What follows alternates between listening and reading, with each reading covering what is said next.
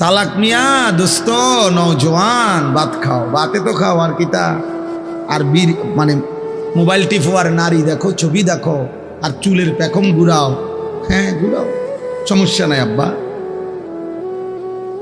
দেখবা তোমার চাইতেও বড় শক্তিধর এই পৃথিবী থেকে হারায় গেছে, তোমার চাইতেও বড় ক্ষমতাধর এই পৃথিবী থেকে হারায় গেছে। তুমি কেডা? এ দেখতে দেখতে নাই, দেখতে দেখতে যৌবন ফুরায় যাবে, দেখতে দেখতে এই শক্তি সামর্থ্য ফুরিয়ে যাবে, ফুরায় যাবে। আশ-শাবাবু বাইনা দু'ফাইন, এক বড় বুজুর্গ বলছে, যুবক তুমি মনে রেখো, তুমি দুই দুর্বলতার মাঝখানে আছো। তোমার শিশুকাল দুর্বল, তোমার বৃদ্ধকাল দুর্বল, দুই দুর্বলতার মাঝখানে অল্প কিছু সময় তুমি শক্তি নিয়ে আসো। সেই শক্তির সময়টাই হচ্ছে যৌবনকাল। যদি কিছু করতে হয় শক্তির টাইমেই করো। নিজেকে গড়লে শক্তি থাকতেই গড়ো, নিজের আখিরাত সাজাইলে শক্তি থাকতেই সাজাও। হয় তুমি পিছনের দিকে শিশুকালে আর যাইতে পারবা না, আর বৃদ্ধকালে পৌঁছে গেলে দুর্বল হয়ে যাবে, তখনও আর পারবা না, অথবা কবরে চলে যাবে। এই জন্য 17 বছরের, 18 বছরের, 20 বছরের ছেলে তোমাদেরকে বলি, বাপ এত অল্প বয়সে যদি আল্লাহ পাকের এত বড় নাফরমান হও, মাত্র 18 বছর বয়সেও যদি তুমি আল্লাহকে এইভাবে না চিনো, 18 বছর 20 বছর বয়সেই যদি তুমি একটা সেজদা দিতে মন না চায়, আরে জানোয়ার তুই 60 বছর পর্যন্ত যাইতে যাইতে তোর অবস্থা কি হবে? বেঈমান, এই বেঈমান, এই নিকৃষ্ট, তোর হালাত কি হবে? তুই 18 বছর বয়স না হইতে যদি আল্লাহর এত বড় দুশ্মন হস, তো তোর বাকি হালাত।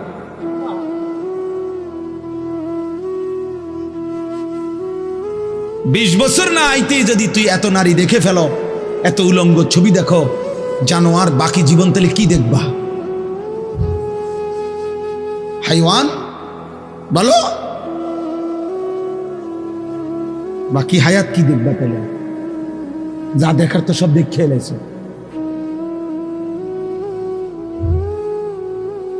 এরপরে কি করবা?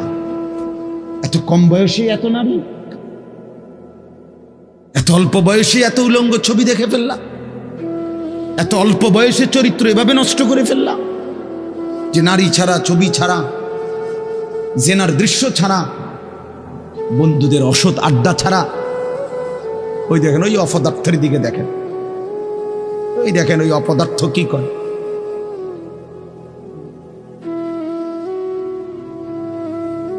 এই জন্য বললাম ভাই, ভাবতে শেখো বাবা, বাকি হায়াত কি করবে, বাকি হায়াত কেমনে চলবে? তাইলে এত কম বয়সে যদি কেউ এত চরিত্রহীন হয়, তার সামনের হালাতটা কি বলে? 40 বছর পুষতে পুষতে তার অবস্থা কি হবে? 60 বছর, 365 দিন, যে কোনো দিন খোদার 1 বছরে ফজরের নামাজ পড়ে নাই, পরে আর আল্লাহ মনে করাই দিবে কে? হ্যাঁ বুঝো নাই ভাইয়া? 1 বছর যারে আল্লাহ ভুলাই গেল, তো তোমারে আর মনে করাবে কে? কে আছে তোমার এরপরে? আর যে সময় তোমার মাথার উপরে বাবা দাদা তাদের ছায়া আছে, তখনই যেহেতু তুমি আল্লাহ ভুলে গেছো, তো যখন তোমার বাপ মরে যাবে, দাদা মরে যাবে, মা মরে যাবে, তখন তোমারে আল্লাহর কথা মনে করাই দিবে কে? আল্লাহ বলেন, আমার স্মরণ থেকে যে মুখ ফিরায় নিল, আমার বন্দিগি, আমার ইবাদত, আমার হুকুম পালন, আমি তার জীবন করে দেব সংকীর্ণ, এবং তার হাসরের ময়দানে উঠাবো অন্ধ। এই জীবন সংকীর্ণ করার একাধিক তাফসির, এর মধ্যে একটা তাফসির হলো এইটা যে আল্লাহ জীবন সংকীর্ণ করে দিবে, মানে তার কবরের মধ্যে তার কবরটাকে একেবারে সংকীর্ণ করে দিবে। আল্লাহ রসুল বলছে, নাফরমানের কবর রাইখা যখন ফেরেশতা চলে যাবে, কবর ডান পাশের মাটি তারে একটা চাপ দিবে বাম দিকে, বাম দিকের মাটি এক ডান দিকে, আল্লাহর কসম ডান পাশের হাড্ডি পাঁজর ভাঙ্গা ডান দিকে বাম দিকে চলে যাবে, বাম দিকের হাড্ডি পাঁজর ভাঙ্গা। রাসূলুল্লাহ সাল্লাল্লাহু আলাইহি ওয়াসাল্লাম বলছে, বন্ধু দেখেন, হাত্তা তাখতালিফা আদলাউহু, এই 2 আঙ্গুল যেভাবে এভাবে একটার ভিতরে ঢুকে গেছে, খোদার কসম ডান পাশের হাড্ডি পাজর, বাম পাশের হাড্ডি পাজর এইভাবে একটার ভিতরে ঢুকে যায়। এইটার অর্থ এটা।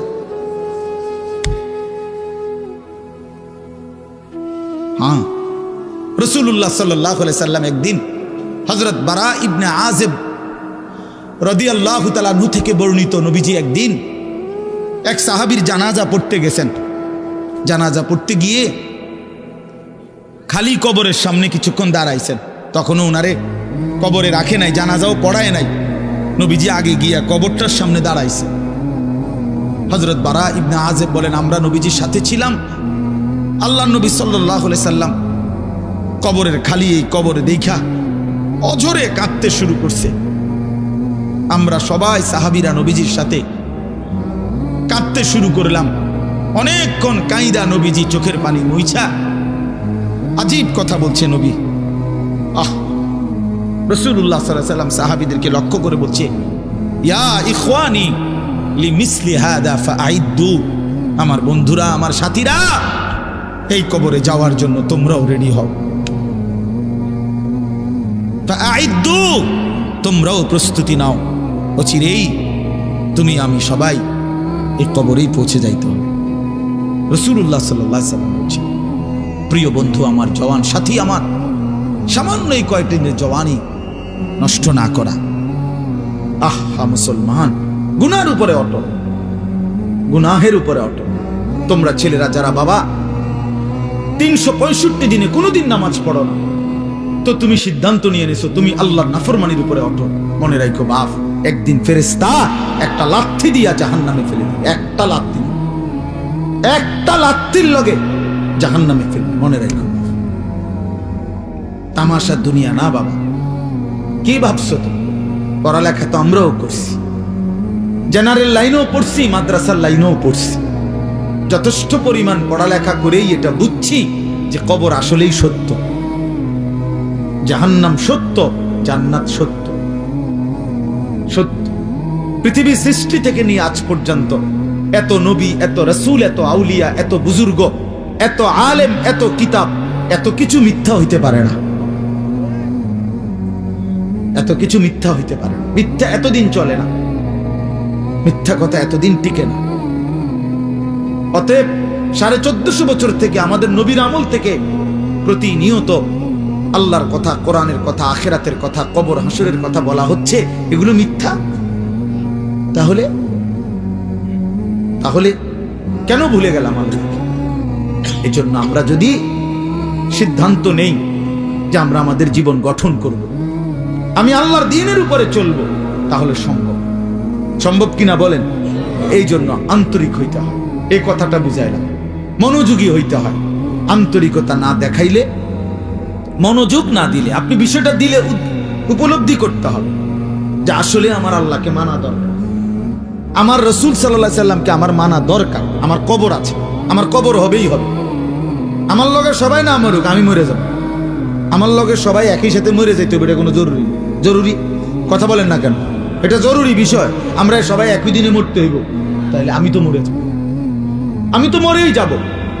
হাসলেও মরে যাব, কাঁদলেও মরে যাব, সুখে থাকলেও মৃত্যু, দুঃখে থাকলেও মৃত্যু, অট্টালিকায় থাকলেও মৃত্যু, কুড়ে ঘরে থাকলেও কি মৃত্যু। মৃত্যু আমার হবেই হবে, আমাকে একা চলে যেতেই হবে, সবাইকে রেখে আমাকে একাই ফিরতে হবে আমার আপন ঘরে, আমার কবরে, আমার হাসরে।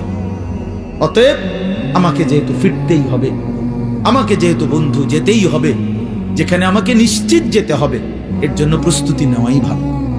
এটাই বুদ্ধিমানের উচিত। আজ যদি এমন হইতো কোনো না কোনো কৌশলে আমি মৃত্যু থেকে বাঁচতে পারলাম, বা কেউ কেউ বাঁচছে, তাইলে তো ঠিক ছিল, আমি সেই লাইনে চেষ্টা করতাম। কিন্তু সেটা কোথায়? এই পৃথিবী কাউকে থাকতে দিছে কিনা বলেন না কেন? তো পৃথিবীর মনে করেন 1000 বছর বয়স্ক কোন লোক পৃথিবীতে আছে যে আজ 1000 বছর যাবত তিনি মরে না? পৃথিবীতে 500 বছর যাবত কোন লোক বেঁচে আছে এমন এখন আছে কেউ? তো তাহলে এই পৃথিবীর পুরাতন মানুষগুলোকে যেহেতু নিয়ে গেল, আমাকেও নিয়েছে, আমাকেও নিয়ে যাবে। এই জন্য কিশোর নওজোয়ান, এত অল্প বয়সে যদি চরিত্রহীন হয়ে যাও বাবা, বাকিটা হায়াত কি করবা বাবা? বলো ভাইয়া, 16 বছর বয়সে যদি এত নারী, এত ছবি, এত উলঙ্গ দৃশ্য, এত অস্থিরতা, এত অসভ্যতা, এত নোংরা কথাবার্তা, এত নোংরা জীবন, এত অল্প বয়সে যদি এতটা নষ্ট হয়ে যাও, পচে যাও, আহা বাপ, শেষ পর্যন্ত তোমার বয়স যখন হবে 60, 50, সেই পর্যন্ত তোমার হালাত কি হবে? কি হালাত হবে? সন্ধ্যা না হইতেই যদি বিরিয়ানিটা পচে যায়, আর সেটা যদি পরের দিন দুপুর পর্যন্ত এখানে ঘরে থাকে, কি পরিমাণ দুর্গন্ধ ছড়ে। পচা তো গেছে গতকাল সন্ধ্যাতে। তাইলে তুমি যুবক যদি 16 বছর বয়সেই নষ্ট হয়ে যাও, 60 বছর পর্যন্ত, 40 বছর পর্যন্ত তোমার হালাত কি হবে? এত অল্প বয়সে যদি এত নারী ছবি, এত অসভ্যতা, এত নোংরামি, এটাই যদি ভালো লাগে, আহ,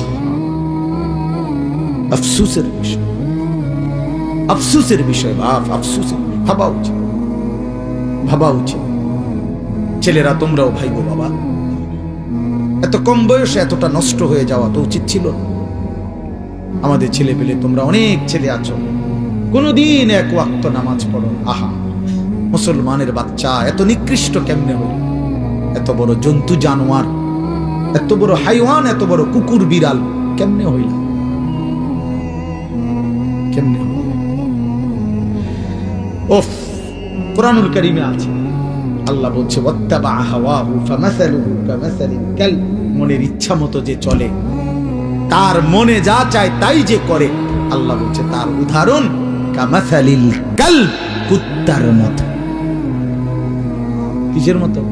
কালব অর্থ কি কোন? এদিকে ফিরা কোন? কুত্তার মতো। ফামাসালুহু কামাসালিল কালব, আল্লাহ পাক কোরআনে সূরা আরাফের মধ্যে আছে। আল্লাহ বলছে নিজের মনে যা চায় তাই যে চলে, সে কুত্তার মতো। ওইটা কুত্তা। তাহলে মানুষের আর কোন, মুসলমান তো পরের কথা বেটা, তোর কোন মানুষের জাত তো না, তো কোন মানুষের জাতে না বেটা, মানুষের তো কোন কিসিমের মধ্যে পড়ে না। আল্লাহ কোরআনে বলছে ইন তাহমিল আলাইহি ইয়ালহাস আও তাতরুকহু ইয়ালহাস। আল্লাহ বলছে কুত্তার স্বভাব, তারে দৌড়ানি দিল জিহ্বা লম্বা করে হাঁফায়, ছায়া দিল জিহ্বা লম্বা করে হাঁফায়। দেখছেন চাচা এরকম কুকুরে দেখেন দৌড়াইতে দৌড়াইতে জিহ্বা বাইর করে এমন করে, দাঁড়ানো থাকলো জিহ্বা লম্বা করে এমন করে হাঁফায়। কুত্তার স্বভাব, কুকুরের স্বভাব। ছি ছি ছি। এরপরেও যদি কারো লজ্জা না লাগে, তাইলে তার কান্দে যদি একটা কুকুর লাগাইয়া দিয়ে একসাথে ছবি উড়ান যাইতো, যে এই দুই জানোয়ার একসাথে দেখেন কোনটা বেশি মানানসই। হ্যাঁ হ্যাঁ, বেনামাজি আর কুকুর একসাথে করে যদি দাঁড় করাইয়া একটা সেলফি তোলা যাইতো, ছবি উঠানো যাইতো, ফেসবুকে দেওয়া যাইতো, দারুণ কমেন্টস পড়তো, দিয়া দেখো দেখো। কারণ তুমি তো কোনো মুমিনের সাথে দিতে পারবা না, তুমি কেমনে দিবা কোনো নামাজি মানুষের সাথে? আল্লাহ আমাদেরকে বুঝ দান করেন, আল্লাহ আমাদেরকে বিবেক দান করেন। আমরা মনে করাই দিলাম, আমরা প্রতিদিন মনে করাই দিই, প্রতিদিন প্রতিদিন এই এক জিন্দেগি, ঘুরাফেরা জিন্দেগি, ঘুরাফেরা জিন্দেগি, কभी আরশ पर कभी फरश पर, कभी उनके दर कभी दर बदर, गमे आशिकी तेरा शुक्रिया मैं कहां कहां से गुजर गया। কোত্থেকে কই ছুটে গেলাম, ঘুরতেই থাকলাম, আল্লাহর কথা ফেরি করলাম। নজরুল হে, তার কত দাবি, এতটার ভিতরে আইতে হইব, এতক্ষণ ওয়াজ করতে হইব, এমনি কইতে হইব, আইয়া বইতে হইব, ভাত খাইতে হইব। ওই দেন না, এখানে এখনো মাইক ধরতে দেয় না, হের দাবি দেওয়া শেষ। এই যে এখন দেখলেন না ঘোষণার পর, হে তো মহব্বতে বলে, কিন্তু আমি কিভাবে কি করতে পারি? আমি কি করতে পারি? কিছুই করার। এই মসজিদ, এই পড়া, এই মহল্লা আমার অনেক দীর্ঘদিনের আশা। এত বেশি টাইম তো খুব কম জায়গায় আমি আসছি। এজন্য আল্লাহ তাআলা আপনাদের এই ভালোবাসা আমাদের সবাইকে কদর করার তৌফিক দান করুন। আমরা ইনশাআল্লাহ সিদ্ধান্ত নেই আমাদের জিন্দেগি সুন্দর করব। ঠিক আছে ইনশাআল্লাহ? জীবনটা যদি সুন্দর করার ফয়সালা নেই, আখিরাতের ফিকির যদি করি, আমাদের সামনে একটা বড় সুযোগ মাহে রমজান। বলেন আলহামদুলিল্লাহ। আর মাত্র একটা মাসও না, একটা মাসও না, আজকে 5 তারিখ চলে গেছে। এই মাস 28 মাস, তাহলে 1 মার্চ সম্ভাব্য রোজা। তাইলে 28 দিন থেকে যদি 25 দিন চলেই যায়, আরে 5 দিন জায়গা, আর আছে কত? 23 দিন। তাহলে সর্বোচ্চ 23 থেকে 24 দিনের ব্যবধানে মাহে রমজান, মাহে রমজান, মাহে রমজান। অতএব বাবারা আমার, বন্ধুরা আমার, বয়স্ক বাবা আপনাদেরও জীবনটা আরেকবার ঘুরে দাঁড়াবার, নিজের জীবনের একটা হিসাব কিতাব করার একটা সময় মাহে রমজান, মাহে রমজান। আল্লাহ তাআলা কোরআনুল কারীমে বলছেন, ওয়াল তানজুর নাফসুম মা কদ্দামাত লিগাদ। প্রত্যেকেই আলাদা আলাদা ভাবে লক্ষ্য রাখো, খেয়াল করো বান্দা, আজকের দুনিয়া থেকে আগামীকালকের আখিরাতের জন্য কি পাঠিয়েছো, আজ হিসাব করো। আল্লাহর নবী সাল্লাল্লাহু আলাইহি ওয়াসাল্লাম বলেন, আল কাইয়িসু মান দানা নাফসাহু ওয়া আমিলা লিমা বা'দাল মাউত। প্রিয় ভাই, শোনো ভাই, নবী সাল্লাল্লাহু আলাইহি সাল্লাম বলেন, বুদ্ধিমান সে যে তার নিজের হিসাব করে এবং মৃত্যু পরবর্তীর জন্য আমল, সে বুদ্ধিমান। কোন নাফরমানকে তো দুনিয়া থাকতে দেয় নাই বাপ, শুধু শুধু আল্লাহকে নারাজ করে কি লাভ? নামাজ ছেড়ে দিয়ে আলাদা বেনিফিট কি? সুদ খাইয়া অভাব মিটে গেছে কার? কিস্তি লইয়া প্রয়োজন শেষ হইছে কার? আমি তো জিগাইছি বহুত জনের, বহু মানুষের। আমি তো ব্যক্তিগতভাবে কত মানুষের এখন না একটু বেশি ব্যস্ত। আগে তো আমি এই রাত্রে বিরাতে চা দোকানদারের লগে বইতাম, কথা কইতাম, রাতের 1টা বাজে 1:30টা বাজে মাহফিল থেকে আসার সময় কত মানুষের লগে কথা বলতাম, শুনতাম, জিগাইতাম। কই কারো তো কিস্তি চলে 4টা 6টা, অভাব তো যায় না। আজকের বাজার তো শেষ হয়ে গেছে রাত হইতে হইতে, তো কালকে তো আবার বাজার করণ লাগলো, তো প্রয়োজন শেষ হইল। কথা বলেন না? সোফা তো বানাইছেন ঠিক আছে, কিন্তু বছর খানিকের মাথার তো বার্নিশ উঠে গেছে, কালা কালা দেখা যায়, যে এটা তো এখন বার্নিশ করা দরকার, তো প্রয়োজন শেষ হইল কই? দরজা তো প্লাস্টিকের লাগাইছিলেন বাথরুমে, 6 মাসের মাথার তো সিটকারি ফুরিয়া গেছে, এন্দে কদ্দুর ভাঙ্গিয়া গেছে, প্রয়োজন শেষ হইল কই? বলেন বাবা, প্রয়োজন শেষ হইল কোথায়? কই? কোন প্রয়োজনটা, কোন জিনিসটা অক্ষয় হয়ে গেল? না, এমন নয়।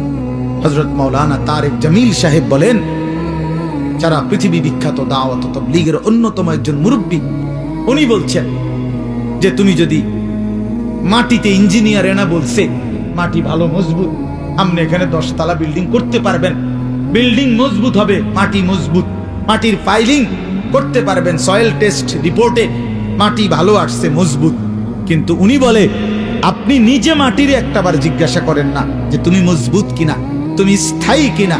উনি বলে, আল্লাহর কসম, যদি বিবেক থাকে, কান থাকে, তাহলে মাটি আপনাকে চিৎকার করে বলবে, এই বন্ধু, তুই ভরসা কইরো না আমার উপরে, আমি মাটি থাকবো না রে, আমি মাটি থাকবো না, আমি মাটি থাকবো না। ইসরাফিল ফু দিলে, ইদা রাজ্জাতিল আরদু রাজ্জা, আল্লাহ বলছে জমিনের মাটি রেজা রেজা, পাউডার পাউডার হয়ে ছিন্ন ভিন্ন হয়েছে। ইজাস সামাউন ফাতারাত, রব্বুল আলামিন বলে আসমান ভেঙে ভেঙে চুরচুর হয়ে পড়বে, যেন কাঁচ ভাঙতেছে। একটা 10 তলা গ্লাস ওয়ালা বিল্ডিং যদি ভাঙে, সবগুলো গ্লাস কি পরিমাণ আওয়াজ হবে বলেন? কিন্তু এত বড় আসমান যদি ভেঙে পড়ে, চুরচুর করে ভাঙতে থাকে, তাইলে কি পরিমাণ আওয়াজ হবে? এজন্য রব্বুল আলামিন বলেন, আল কারিয়াতু মাল কারিয়া, সেই বিকট ধ্বনি। আল্লাহ বলেন, বন্ধু আপনি জানেন কি বিকট সেই ধ্বনিটা কি? সেটা কিয়ামতের ধ্বনি। এই পৃথিবীর সবচেয়ে ভয়ঙ্কর ভয়ানক আওয়াজ হবে সেদিন ইসরাফিল ফু দিবে যেদিন। সেদিন আসমান ভাঙবে, সেদিন পাহাড়গুলো উড়বে, খাল বিল নদী নালার সব পানিগুলো টকবক করে উতরাইতে উতরাইতে শুকিয়ে যাবে। ইযাস সামাউন ফাতারাত ওয়া ইদাল কাওয়াকিবু তাসারাত, কোটি কোটি তারকারাজি জমিনের মধ্যে খসে খসে পড়বে। আমার হযরত আল্লামা মুফতি মুশতাকুর নবী সাহেব বলে যে ভেবে দেখেন তো, আমরা এখানে নিরিবিলি এখন মনোযোগ দিয়া বসে আছি, হঠাৎ করে এই যে লাইটগুলো, এই শুধু এই লাইটটি একটা একটা করে ঠাস ঠাস করে ফাটতেছে, ভাঙতেছে মনে করেন নিজে নিজে। আচ্ছা কি পরিমাণ দৌড় শুরু হইব? হ্যাঁ, কি এর প্রধান বক্তার, কি এর বিশেষ বক্তা? কথা বলেন না কেন? হ্যাঁ, বক্তাও তো আরো শ্রোতার আগে দৌড় দিব। বক্তা কেউ আমার আরেকটা মাহফিল আছে, আমি আজকে মরিয়া গেলে কালকের মাহফিল কেমন কি বলেন তো?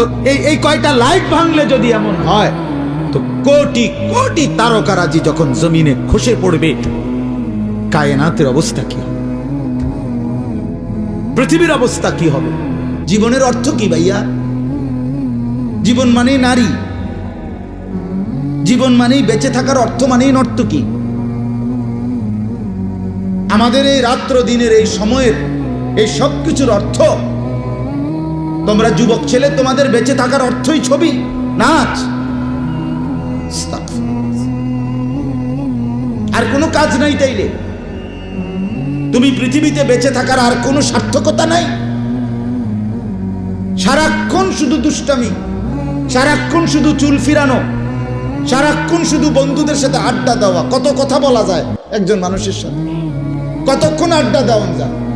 আরে বেকুব, কতক্ষণ কথা বলে মানুষ? কত মানুষের মোবাইল তুমি দেখলা, কত মানুষের ফেসবুক দেখলা, কত ছবি দেখলা। 1 কোটি নারীর ছবি দেখার পরেও তো তৃপ্ত তো হইলা না, আরো তো দেখতেই আছো, আরো দেখতেছো, আরো দেখতেছো। তাইলে তুমি তো কোনোদিন তৃপ্ত হবা না, তুমি তো কোনোদিন স্বস্তি মিলবে না। তোমার এই অসভ্য বদ অভ্যাস একদিন তোমাকে জাহান্নামে ফেলা পর্যন্ত থামবে না। একদিন ফেরেশতা তোমারে একটা লাথি দিয়া এরপরে জাহান্নামে ফেলে যা, একটা লাথি দিয়ে ফেলে যা। যেই নর্তকী দেখে দেখে জিন্দেগি শেষ করেছিলি, ওরা আছে জাহান্নামে, যা দেখ এখন গিয়ে।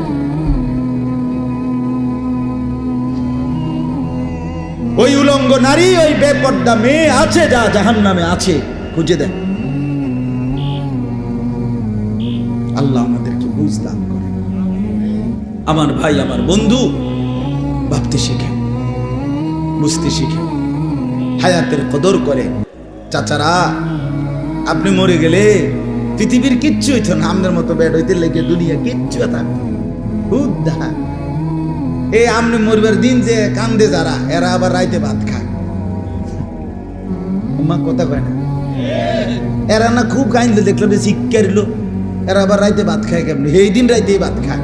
তারার ঘরে রান্দা হয়েছে নারী, কিন্তু পাশের ঘর থেকে ঠিকই ফার্মের মুরগা, মাসকলির ডাই, হ্যাঁ, সামান্য কদ্দুর ভর্তা, ফাইলে কদ্দুর করলা ভাজি, আলু দিয়া ভাতের থালা, আরো জাতা দিয়া খাওয়ায়। সারাটা দিন কাঁদছ, তোমার বাপ মরিয়া গেছে, শরীরটাও তো দুর্বল হয়ে গেছে, কাঁদে আরো দুগা ভাত লও।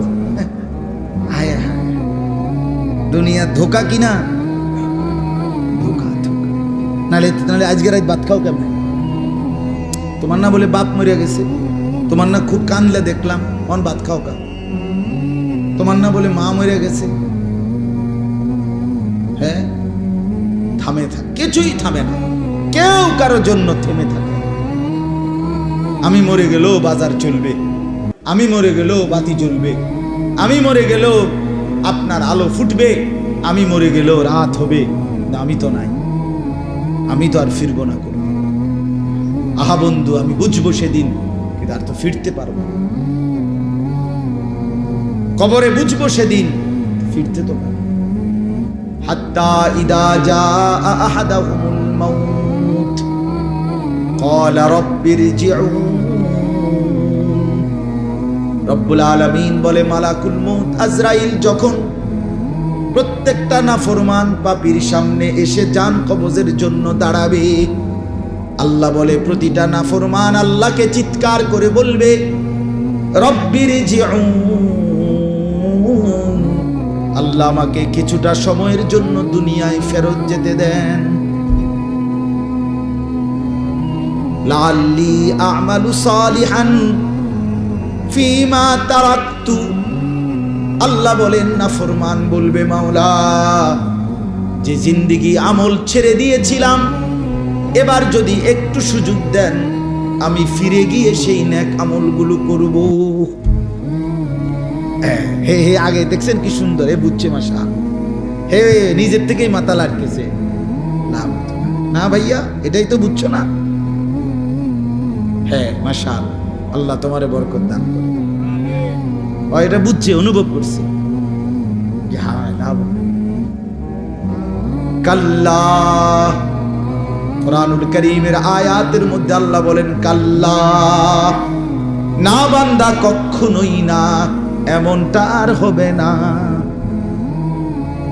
আর হবে না। ফিরতে চেয়েছিল ফেরাউন, মালাকুল মউতকে দেখে আমি ফিরতে দেই নাই। নমরুদও ফিরতে চেয়েছিল, আমি দেই নাই। তোকে দেব কেন? ওয়ালান আখিরাল্লাহু নাফসান ইদা জাআ আজালুহা, আল্লাহ বলে মৃত্যুর সময় যখন এসেই যায়, আমি আল্লাহ তখন 1 সেকেন্ডের জন্য বিরতি দেই না।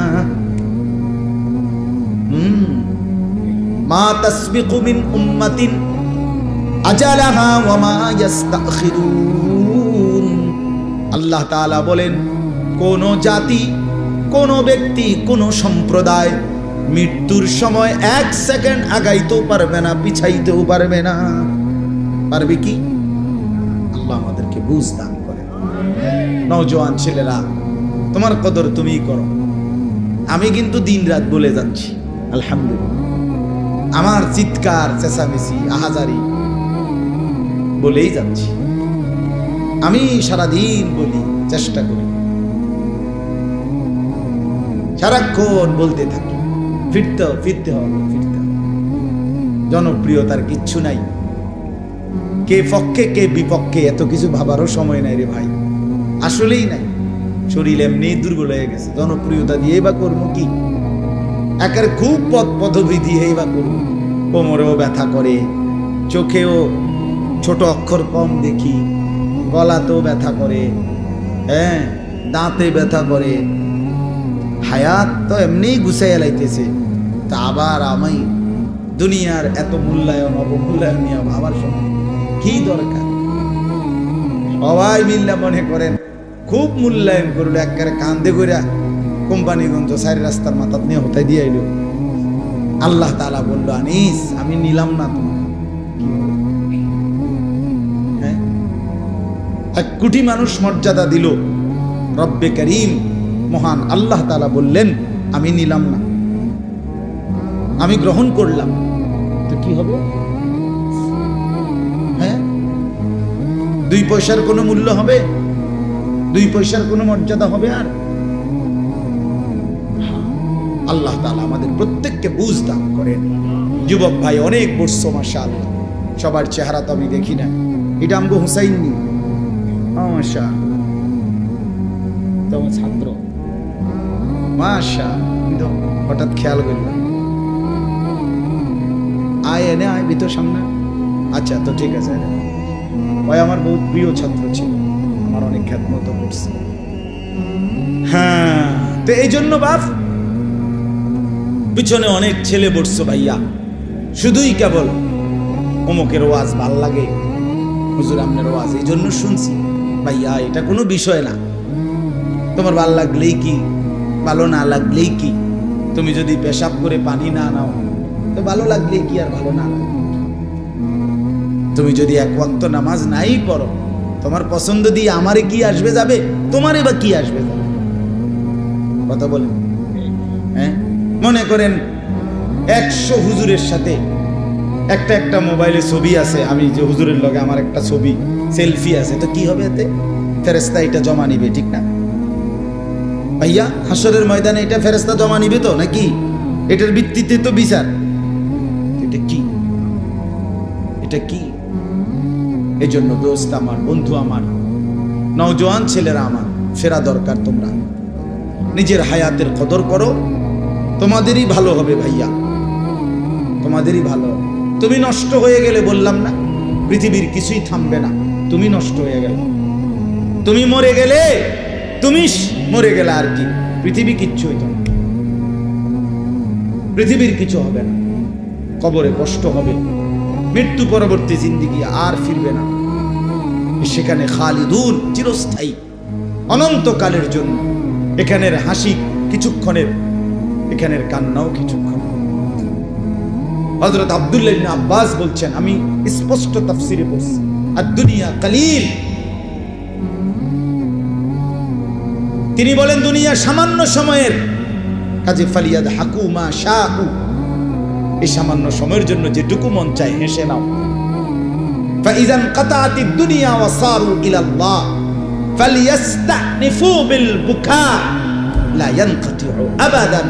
কিন্তু মনে রেখো, এই খেলাধুলার, তামাশার, হাসি ঠাট্টা, মস্কারি, গুনাহ, এগুলো করতে করতে যখন দুনিয়া শেষ হবে আর আল্লাহর কাছে ফিরবে, তখন চিরস্থায়ী কান্নার জন্য প্রস্তুত থেকো, যেই কান্না আর কোনো দিন শেষ হবে না। দুনিয়া আমার, আখিরাতও আমার। দুনিয়া আমার, কবরও আমার, হাসরের ময়দানও আমার, মিজানও আমার, ফুলসিরাতও আমার। আমাকেই একা কবরে যেতে হবে, আমাকেই একা হাসরের ময়দানে দাঁড়াতে হবে, আমাকেই একা আমার আমলনামা আমাকেই নিতে হবে, আমাকেই একা মিজানের সামনে আমার আমলনামার হিসাব নিজেই পেশ করতে হবে, আমাকেই একা ফুলসিরাত পার হতে হবে। দোস্ত, কাউকে মিলবে না, কাউকে না। فإذا نفخ في الصور فلا أنساب بينهم يومئذ ولا يتساءلون। আল্লাহ তাআলা বলে, ইসরাফিল যখন দ্বিতীয়বারে সিংহায় ফু দিবে, কিয়ামতের মাঠ কায়েম হবে, হাসরের ময়দান কায়েম হবে। ফালা আনসাবা বাইনাহুম ইয়াউমাইদিন, সেদিন আল্লাহ বলে কেউ কারো বংশের, কেউ কারো আত্মীয়তার, কেউ কারো রক্তের কোনো পরিচয় দিবে না। মা বলবে না এটা আমার ছেলে, ছেলে বলবে না এটা আমার মা, স্বামী বলবে না এটা আমার স্ত্রী, স্ত্রী বলবে না এটা আমার স্বামী, ভাই বলবে না এটা আমার বোন, বোন বলবে না এটা আমার ভাই, কেউ বলবে না। ওয়ালা ইয়াতাসাআলুন, কেউ কাউরে কিছু জিজ্ঞাসাও করবে না। আপনি কে, আমি কে, আপনার বাড়ি কোথায়, আপনি আসলেন কোত্থেকে, খোদার কসম কেউ কিছু বলবে না। প্রত্যেকেই নিজেকে নিয়েই ফিকির করবে। আল্লাহ তাআলা বলেন, ফামান ইবতাগা ওয়ারা যালিকা ফাউলাইকা হুমুল আদুন। আল্লাহ তাআলা বলেন, হালাল স্ত্রী ব্যতীত, হালাল স্ত্রী ব্যতীত নিজের লজ্জাস্থানকে যে অন্য কোথাও ব্যবহার করে সে সীমা লঙ্ঘনকারী, সীমা লঙ্ঘনকারী। আর সীমা লঙ্ঘনকারীর ঠিকানা জাহান্নাম, জাহান্নাম। আজকের নওজওয়ানদেরকে, আজকের যুবকদেরকে আরো খোলামেলা নিজের চরিত্র আর আখলাকের ব্যাপারে সংশোধন করা দরকার, আলাদা বলা দরকার, কাছে ডেকে বলা দরকার, বুকে জড়াইয়া বলা দরকার, কাছেটাই না বলা দরকার, চোখের পানি ফেলে ফেলে বলা দরকার। এমনি নাইলে বদলাবে না, বদলাবে না। গত পরশুদিন আমি এক জায়গায় মাহফিলে গেছি। মাহফিলে যাওয়ার পরে মাহফিলওয়ালারা আমারে এক ঘরে নিছে, ওইখানে আমার খানা দানার ইন্তজাম। কথাটা একটা মিনিট শুনেন। তো একটা রুমে আমারে বসাইছে, তো একটা খাট, এটার মধ্যে আমি বসছি। আমার সাথে সাথে সাথে প্রায় 15-20 জন মানুষ ঢুকছে আমার লগে লগে। তো ওইখানে ওই রুমটার মধ্যে নিচে এক সাইডে দিয়ে একটা হোগলা এবং কাঁথা বিছানো, একটা বালিশে সর্বোচ্চ 7 কিংবা 8 বছর হবে বয়স, এরকম একটা ছেলে শুয়ে রয়েছে। আমি যখন গেছি তখন বাজে রাতের 10টা, আমার বয়ান 10:30টার দিকে।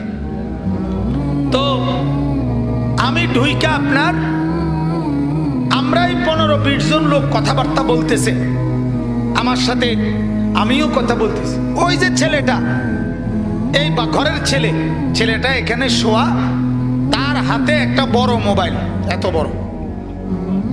এই মোবাইলটা দিয়া, বিশ্বাস করেন, এই মোবাইলটা দিয়া বাচ্চাটা এক নজরে এটা যে টিপতেছে, চাইতেছে। এই যে এখানে এতগুলো মানুষ আমরা আসছি, 20টা মানুষের কম হবে না। আমি আইছি, বইছি, কথাবার্তা বলতেছি, প্রায় 15-20 মিনিট হয়ে গেছে। এই ছেলেটা একটা সেকেন্ড কত চোখটাও আলগি দিছে না যে মানুষ আইছে না কে আইছে। আপনি কল্পনা করেন, আপনি ভাবেন ছেলে পেলেদের হালাত কি। শেষ পর্যন্ত আমি বিরক্ত হইয়া একটা ধমক দিছি বাচ্চাটার, এই বেটা তুই তো ওঠ, যা বেটা তুই ভিতরে যা। আর এই বড় মোবাইল কার, চারটা তারে দিয়ে দে। ধমকাইয়ে তারে উঠাই দিছি। মানে আমার আর অসহ্য লাগতেছে যে এতটুকু ছোট্ট বাচ্চা, আপনি অবাক করেন না। একটা বার এখানে এতগুলো মানুষ আমরা আসলাম, তার কোনো নজরও মানে চোখটাও সরাইছে না সে। তাহলে আপনি বলেন আমাদের ছেলেদের হালাত কি। কোন 8 বছরের বাচ্চারে যদি মা বাবা বাচ্চার হাতে মোবাইলটা দিয়ে দেয়, বাহ, মা নিরাপদ। মূল হিসাব হইল মহিলা নিরাপদ। মহিলার হিসাব হইল বাচ্চার হাতে মোবাইল দিছি, এবার হাতে গান শুনুক, ছবি দেখুক, নাচ দেখুক, গেমস খেলুক, কার্টুন দেখুক, যেটা মনে কয়টা করুক, আমারে তো আর ডিস্টার্ব করে না, অতএব আমার আর কোনো সমস্যা নেই। তাহলে এভাবে কি জাতি টিকবে? কথা বলেন না। এভাবে সমাজ টিকবে? এভাবে আমাদের পরিবার টিকবে বলেন? এই জন্য এতটা কঠোর। এই জন্য বারবার বলি, প্রতিদিন বলি, সারাটা দিন বলি, ছেলেদেরকে ফিরান, মেয়েদেরকে ফিরান, নিজেদের বাচ্চাদের প্রতি নজর দেন। এটার জন্য বলি। আল্লাহ তাআলা আমাদেরকে বুঝার তৌফিক দান করেন। চলেন কোরআনুল কারীমের 29 পারা, কোরআনুল কারীমের 68 নম্বর সূরা। সূরাটির নাম সূরায়ে কালাম। এই যে আমরা যে কলম দিয়ে লিখি, এই যে কলম, এই কলম, সূরাটার নাম 29 পারা,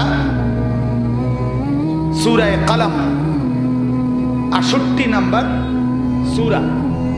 এই সূরার 7টি আয়াত, ছোট ছোট আয়াত আমি আপনাদের সামনে তেলাওয়াত করেছি। ইনশাআল্লাহ আর অল্প কিছু টাইম মোহতারাম হযরত মাওলানা সাদিকুর রহমান আল আজহারি দামাত বারাকাতুহুমুল আলিয়া, উনি আসার পূর্ব পর্যন্ত আসতেছেন কাছাকাছি।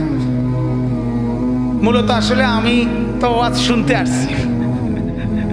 শামীম ভাইদের মাহফিল, সমাজ কল্যাণ পরিষদের নতুন কমিটি যখন আবার হয়েছে কয়দিন আগে, তখনও আমি কমিটির প্রথমেই ওনাদেরকে সামান্য কিছু নসিহতমূলক কথা বলার জন্যে মসজিদে একদিন আসছিলাম। এই জন্য আমি মনে করি যে আমিও এটার একজন সদস্য, তো কাজে আমারও তো দায়িত্ব আছে, আমিও তো একজন শ্রোতা হিসাবে তো কমপক্ষে আসা দরকার। আমার আজকে সিলেট যাওয়ার কথা ছিল মূলত, তো আমি বিশেষ কারণে সিলেট যাইনি। গত 2-3 দিন আগেই ফয়সালা হয়েছিল, এই কারণে আজকে আসা। আল্লাহ তাআলা আমাদেরকে কবুল করেন। তো সূরায়ে কালাম এই সূরাটার নাম। এই সূরার 7টি আয়াত আমি আপনাদের সামনে তেলাওয়াত করেছি গত 20-25 দিন যাবত। রবিউল আউয়াল মাস, আজকে খুব সম্ভব 25 গেছে, 26 রবিউল আউয়াল আজকে শুরু হয়েছে। তো গত এই 20-25 দিন লাগাতার আল্লাহ পাকের দয়ায় আল্লাহ তাআলা যতটুকুই কথা বলার সুযোগ দিছেন, আমার একটা ফিকির ছিল আমাদের প্রিয় নবী সাল্লাল্লাহু আলাইহি ওয়াসাল্লামের জীবনের উপরে। কোরআনুল কারীমের বিভিন্ন জায়গা থেকে অল্প অল্প কিছু কথা আল্লাহর কোরআন থেকে নবীজির উপরে, নবীজির ব্যাপারে আল্লাহ তাআলা যা উল্লেখ করছেন তা আল্লাহর বান্দাদের সামনে পেশ করা। এই মেহনত আল্লাহ তাআলার দয়ায় এই রবিউল আউয়াল মাসের শুরুর থেকেই আমি ব্যক্তিগতভাবে চেষ্টা করতেছি, আমার একটা ফিকির ঝগড়াঝাটি ধাক্কাধাক্কি ঠেলাঠেলি না, বরং আল্লাহর কোরআন থেকে আল্লাহ নবী সাল্লাল্লাহু আলাইহি ওয়াসাল্লামের আলোচনা, শান, মান, ইজ্জত, আজমত, নবীজির মর্যাদা কোরআন থেকেই ব্যাপকভাবে আলোচনা হোক। কোরআনে অজস্র আলোচনা, আর কোরআনকে বলতে গেলেই, কোরআনের আলোকে বলতে গেলেই আপনাকে হাদিস বলতে হবে, আর হাদিস বলতে গেলেই সাহাবায়ে কেরামের কওলও বলতে হবে। এটা একটা আরেকটার সাথে অঙ্গাঙ্গিভাবে জড়িত। কোরআনের আলোচনা মানে সাথে হাদিসের কথা, সাথে সাহাবায়ে কেরামের কথা, ঠিক কিনা বলেন? এই যে এখন আপনাদেরকে কোরআন থেকেও বুঝাইছি, নবীজির হাদিস থেকেও দলিল দিছি, আবার সাহাবীদের ঘটনাও বলছি কিনা বলেন? ওই যে সামনে আগানোর জন্য গুরুত্ব দিতে গিয়া আমলের, তাহলে এটাই নিয়ম, সবচেয়ে উত্তম। এজন্য আল্লাহ নবী সাল্লাল্লাহু আলাইহি ওয়াসাল্লামের আলোচনা কোরআনুল কারীম থেকে ব্যাপকভাবে করা উচিত। 2টা গজল 4টা গজল গাইয়া আপনার 2-4-5 বার বা 8-10 বার সুরে সুরে দুরূদ শরীফ পড়ে, এরপরে 2 জিলাফি বা 4 জিলাফি নিয়া এরপরে চলে যাওয়া, এতটুকুকেই নবীজির জন্য হক, নবীজির প্রাপ্য, নবীজির মহব্বতের দাবি, এতটুকুকেই মনে করা, এটা আমার দৃষ্টিতে ইনসাফ হয় না। এত বড় মুহসিনে আজম, আমার প্রতি এত বেশি অনুগ্রহকারী, আমার ঈমান, আমার ইসলাম, আমার কোরআন, আমার নামাজ, আমার সেজদা, আমার জিকির, আমার তেলাওয়াত, আমার ওযু গোসল, আমার জিন্দেগির ইসলামের যত বন্দেগী সবকিছু আমি যার মাধ্যমে পেলাম আল্লাহর পক্ষ থেকে, নবীজি আমাকে জানাইলেন। তিনি না বললে, তিনি না আসলে, তিনি না জানাইলে আমি শুনতাম না, জানতাম না, বুঝতাম না। আজকে আমি আখিরাতের সহিহ ধারণা পেতাম না। একমাত্র মুসলমান ছাড়া পৃথিবীর কোন জাতির কাছে পরকালের ব্যাপারে নিখুঁত কোনো তথ্য নাই। সুবহানাল্লাহ, বলেন আলহামদুলিল্লাহ। জানেন এটা হিন্দু ধর্মে তাদের কাছে মৃত্যু পরবর্তী কি হয় এই নিয়ে নিখুঁত সহিহ সঠিক কোনো ধারণা নাই। হিন্দুদের একমত একটা ধারণা হলো, একজন মানুষ হিন্দু ধর্মের মৃত্যুবরণ করলে কিছুদিন পরে আবার পুনরায় জন্ম হয়, পুনর্জন্ম, জন্মান্তরবাদ। এটা আপনার অর্থাৎ প্রথম জীবনে যদি পুণ্য কর্ম করে, ভালো কাজ করে, পরের জন্মে ভালো মানুষের আকৃতি দিয়ে আবার জন্ম নেয়। আর যদি প্রথম জীবনে চুরি বাট্টারি করে, পরের জীবনে ইন্দুর, বিড়াল, হ্যাঁ শুকর, কুকুর বা এই জাতীয় জিনিস হইয়া পরে জন্ম নেয়। পিঁপড়া, মশা, মাছি, এগুলো এটা এদের বিশ্বাস। জন্মান্তর, পুনর্জন্ম, আবার হয় মানুষ, এইভাবে বলে ঘুরতে থাকে, অয়ার মরে, অয়ার মরে, সম্ভব না রে, একটা কন আর কথা বুঝছেন কিনা? এই হলো। তাইলে আখিরাতের পরকাল নিয়ে সঠিক কোনো ধারণা তাদের কাছে নাই। ইহুদি যারা, ইহুদি তাদের কাছে নাই। ইহুদিদের কথা হলো মৃত্যুর পরে আমরা হাসরের ময়দানে সর্বোচ্চ যদি আমাদের কারো শাস্তি হয় তাহলে 40 দিন হবে। 40 দিনের বেশি কোনো ইহুদির শাস্তি হবে না, এরপরে জান্নাত। বাহ, হাতের মামুর বাড়ি, কথা বুঝছেন না? এই হলো হাল। লাম তামাসসানা নারু ইল্লা আইয়ামাম মাদুদা।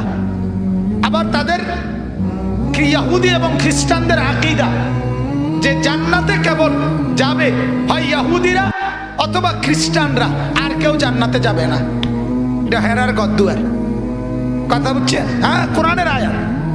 আল্লাহ তাআলা বলেন ওয়াকালু লান নাদখুলাল জান্নাতা ইল্লা মান কানা হুদান আও নাসারা।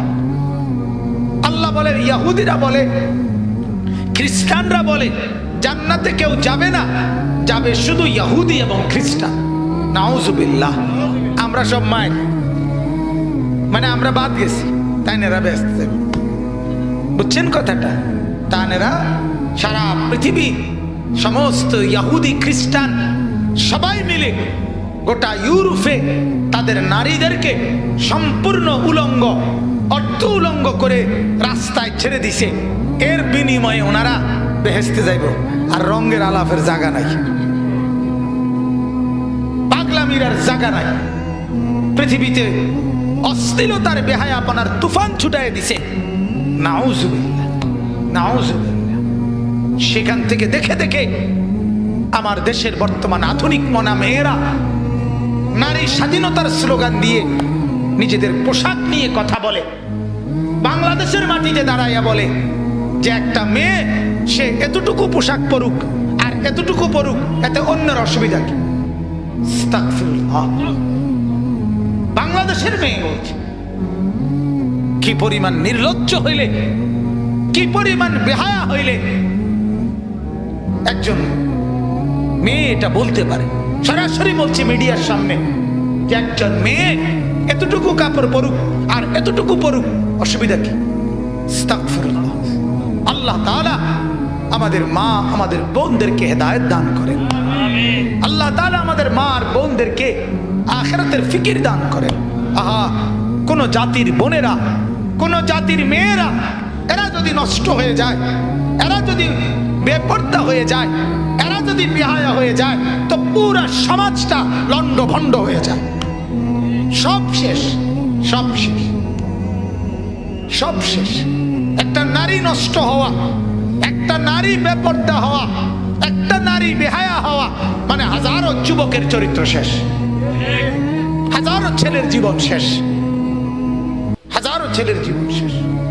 অতএব এটাই বলতে চাচ্ছিলাম আমি পরকালের ব্যাপারে, আখিরাতের ব্যাপারে এর চাইতে উত্তম ধারণা কবর, হাসর, মিজান, ফুলসিরাত, জান্নাত, জাহান্নাম, আমলনামা, নেয়ামত, শান্তি, জাহান্নামের শাস্তি, এগুলো সম্পর্কে বিস্তারিত বর্ণনা, স্পষ্ট ধারণা আমাদের নবীর চাইতে উত্তম আর কেউ দেয় নাই। তাইলে এত কিছু যাকে নিয়ে পেলাম, এত কিছু সেই নবী সাল্লাল্লাহু আলাইহি ওয়াসাল্লামের জন্য শুধু কেবল আপনি 2-4-5 বার সুরে সুরে দুরূদ শরীফ পড়বেন, আর এটাই নবীর হক, এটাই নবীজি সাল্লাল্লাহু আলাইহি সাল্লামের জন্য মূল পাওয়া, এটাই নবীজির জন্য হাদিয়া। এটা কেমন হইতে পারে? উচিত তো ছিল আপনি সকালেও দুরূদ পড়বেন, বিকেলেও পড়বেন, দুপুরেও পড়বেন, রাতেও পড়বেন, ঘুমাইতেও পড়বেন, উঠতেও পড়বেন, দাঁড়িয়েও পড়বেন, বসেও পড়বেন, শুয়েও পড়বেন। উচিত তো ছিল এটা। নবী সাল্লাল্লাহু আলাইহি সাল্লামের প্রতি দুরূদ সারাক্ষণ পড়া উচিত, সারাক্ষণ, সারাক্ষণ, সারাক্ষণ। আল্লাহ তাআলা তো আমাদেরকে এটাই শিখাইছেন। 5 ওয়াক্ত নামাজ, 5 ওয়াক্ত নামাজ যে আমরা পড়ি এক বেলা না 5 বেলা, কথা বলেন না? সকাল, দুপুর, বিকাল, সন্ধ্যা, রাত। বেলার নামও তো আমরা কই 5টায়, সকাল, দুপুর, বিকাল, সন্ধ্যা, রাত। তো আল্লাহ তাআলাই তো শিখাইছেন আমার বন্ধুর দুরূদ সকালেও, দুপুরেও, বিকালেও, সন্ধ্যায়ও, রাতেও, ফজরেও, যোহরেও, আসরেও, এশাতেও, মাগরিবেও, প্রত্যেকটা ফরজেও, সুন্নতেও, নফলেও দুরূদ পড়তে বলছে কিনা বলেন? আল্লাহুম্মা সাল্লি আলা মুহাম্মদ ফজরে পড়তে হয়নি, যোহরে, আসরে, মাগরিবে, এশাতে, সকালে, দুপুরে, বিকালে, সন্ধ্যাতে, রাত্রে। তা আল্লাহ তাআলা আপনাকে দিয়ে দুরূদ পড়াচ্ছে। প্রতিদিন 5 ওয়াক্ত নামাজ পড়তে হয়। সপ্তাহে কিবার কিবার? মাসে কি কোন দিন কোন দিন? বছরের কোন দিন কোন দিন? না না, রবিউল আউয়াল, শুধু রবিউল আউয়াল, শুধু 12ই রবিউল আউয়াল,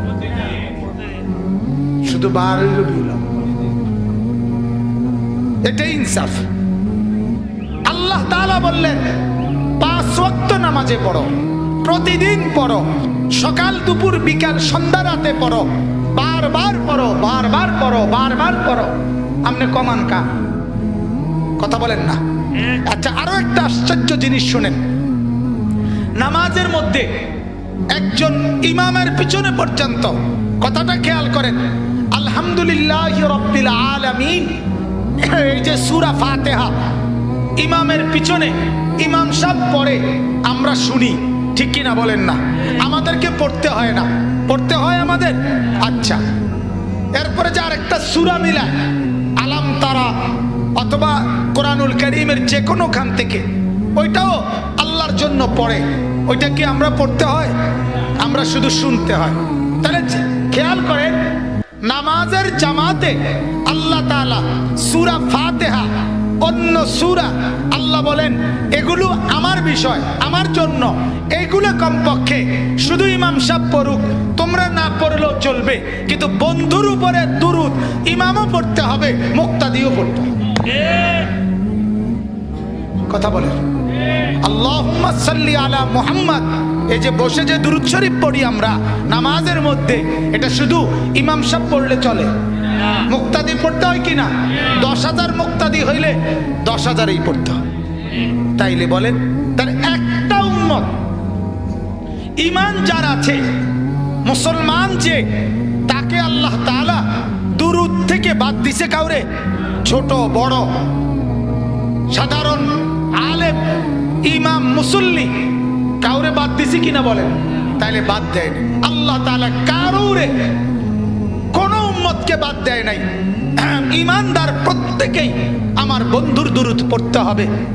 ইমানদার প্রত্যেকেই সারাদিন 5 ওয়াক্ত নামাজে দুরূদ পড়তে হবে। আবার যদি রাত্রে তাহাজ্জুদ পড়ে তখনও দুরূদ পড়ো, আবার যদি সকালে ইশরাক পড়ে তখনও দুরূদ পড়ো, একটু পরে যদি চাশতের নামাজ পড়ে তখনও আবার দুরূদ পড়ো, রাত্রিবেলা যদি আওয়াবিনের নামাজ পড়ে মাগরিবের পরে তখনও দুরূদ পড়ো। তো দুরূদ ছাড়া কখন? কথা বলে কখন? তাহলে এজন্য আল্লাহর নবী সাল্লাল্লাহু আলাইহি ওয়াসাল্লামের উপর দুরূদ পড়া দরকার। বেশি বেশি বেশি বেশি বেশি বেশি বেশি বেশি আমরা পড়বো ইনশাআল্লাহ। বলেন ইনশাআল্লাহ। আমার শায়েখ আরিফ বিল্লাহ আল্লামা মুফতি মুশতাকুন নবী সাহেব বলে, কমপক্ষে সকালে 100 বার, মাগরিবের পরে 100 বার, কমপক্ষে প্রতিদিন 200 বার রাসূলুল্লাহ সাল্লাল্লাহু আলাইহি সাল্লামের দুরূদ প্রত্যেকের পড়া উচিত। কয়বার? এটা নির্ধারিত না। এর থেকে কম পড়লেও গুনাহ হবে না, এর থেকে বেশি পড়লেও কি হবে না? গুনাহ হবে। পড়লেই নেকি, পড়লেই নেকি, পড়লেই নেকি। একবার পড়লে আল্লাহর নবী সাল্লাল্লাহু আলাইহি সাল্লাম বলেন, সাথে সাথে আল্লাহ তাআলা তার উপরে 10টা রহমত নাজিল করবেন, 10টা নেকি দান করবেন, 10টা গুনাহ মাফ করবেন, এবং আল্লাহর কাছে তার মর্যাদা 10 গুণ বাড়িয়ে দেবেন। তাহলে 100 বার পড়লে হিসাব করে, 200 বার পড়লে, 500 বার পড়লে। এজন্য এক সাহাবী বলছিলেন, ইয়া রাসূলুল্লাহ, আমি চাই দিবারাত্রি আমার ফরজ ইবাদতের, ওয়াজিব ইবাদতের পরে সারাক্ষণ আপনার উপরে দরুদ পড়ি। নবী বলেন, এটা বড়ই উত্তম। এজন্য আল্লাহর নবী সাল্লাল্লাহু আলাইহি ওয়াসাল্লামের মহব্বত, ভালোবাসা, দুরুদ নির্দিষ্ট কোনো মাসে, নির্দিষ্ট কোনো দিনে, নির্দিষ্ট কোনো বছরের সাথে সম্পৃক্ত নয়। আল্লাহ তাআলা বুঝার তৌফিক দান করে। চলেন এবার আয়াতের তর্জমাটা বলি। এই আয়াতের মধ্যে আল্লাহ তাআলা কি বলতে চাচ্ছেন? আল্লাহ তাআলা একটা ছোট্ট কথা বললে বুঝবেন আয়াতটার মূল বক্তব্যটা কি। আয়াতের মূল বক্তব্য হলো, আল্লাহ তাআলা নবীকে বলছিলেন আগেই, বন্ধু আপনি যখন ইসলামের দাওয়াত দিবেন, প্রথম দিন থেকে শেষ দিন পর্যন্ত আপনার বিরুদ্ধে কোনো কাফের, বেঈমান, মুশরিক যদি কিছু বলে, আপনি দাওয়াত দিবেন। আর আপনারা যদি পাল্টা কিছু বলে, তো জবাব আপনি দিবেন না, আমি দেব। কে দিবে? আল্লাহ তাআলা দিবেন। আল্লাহ তাআলা, আল্লাহ তাআলা দিবেন। তো এইটারই আল্লাহ তাআলা একটা নমুনা এই সূরাটার শুরুতে আল্লাহ তাআলা পেশ করছে।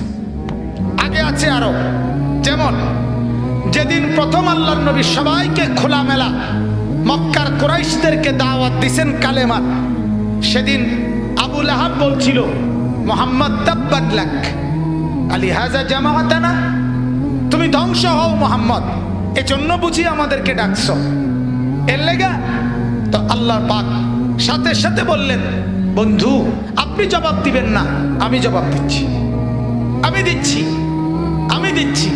তো আল্লাহ তাআলা জবাব দিছেন, তাব্বাত ইয়াদা আবি লাহাব ওয়া তাব্বা। আল্লাহ তাআলা বলেন, আবু লাহাব, তোর দুই হাত, যে দুই হাত তুই উঁচা করেছিস আমার নবীর বিরুদ্ধে, সেই দুই হাত আমি আল্লাহ ধ্বংস করে দেব, আর তোর পুরা বডি পুরাটাই ধ্বংস করে দেব। এই জবাব দিছে কে? নবীজিকে বলতে বলেন। আরেকটা আছে, আমাদের নবী সাল্লাল্লাহু আলাইহি সাল্লামের উপর একবার 15 দিন কোরআন নাজিল বন্ধ ছিল। তো মক্কার সব কাফেররা বলতে লাগছে যে মুহাম্মদের খোদা মুহাম্মদকে ছেড়ে দিছে, মুহাম্মদের খোদা আর এখন মুহাম্মদের সাথে সম্পর্ক নাই, নাউজুবিল্লাহ। সবাই যখন বলতে লাগছে, তো আল্লাহ তাআলা বলছে, বন্ধু আপনি জবাব দিয়েন না, আমি জবাব দিচ্ছি। তো আল্লাহ তাআলা 15 দিন পরে কোরআনের আয়াত নাজিল করে জানালেন, ওয়াদ-দুহা ওয়াল-লাইলি ইযা সাজা মা ওয়াদ্দাআকা রাব্বুকা ওয়া মা ক্বালা। আল্লাহ তাআলা বলে, বন্ধু আলোকিত সূর্যের কসম, অন্ধকার রাতের কসম, আমি কসম করে বলছি, আমি আপনাকে ত্যাগ করি নাই, আমি আপনার উপরে রাগ করি নাই, আমি আছি আপনার সাথে, আমি আপনাকে নিয়েই আছি। এই যে জবাব দিছে কে বলেন? ঠিক এখানে এরকম মক্কার কাফেররা নবীজির বিরোধিতা বলতে লাগছে, শুরু করছে মানুষের কাছে যে মুহাম্মদ একটা পাগল, নাউজুবিল্লাহ, মুহাম্মদ পাগল। নবীকে বলছে, কি কারণে বলছে? তারা একটা যুক্তি দেখাইছে। যুক্তিটা কি? নবী সাল্লাল্লাহু আলাইহি ওয়াসাল্লাম, দুইটা যুক্তি। নবীজি যখন কোরআন নাজিল হতো, তখন হযরতে জিবরাইল যখন নবীজির উপরে কোরআন নাজিল করতেন, তখন নবীজি একদম সবার থেকে আলাদা হয়ে যেতেন, চেহারা একদম লাল হয়ে পুরা শরীর থেকে দরদর করে ঘাম ঝরতো, দেখলেই মনে হইতো নবীকে তখন অন্যরকম। তো মক্কার কাফেররা বলতো, দেখো মুহাম্মদ নাও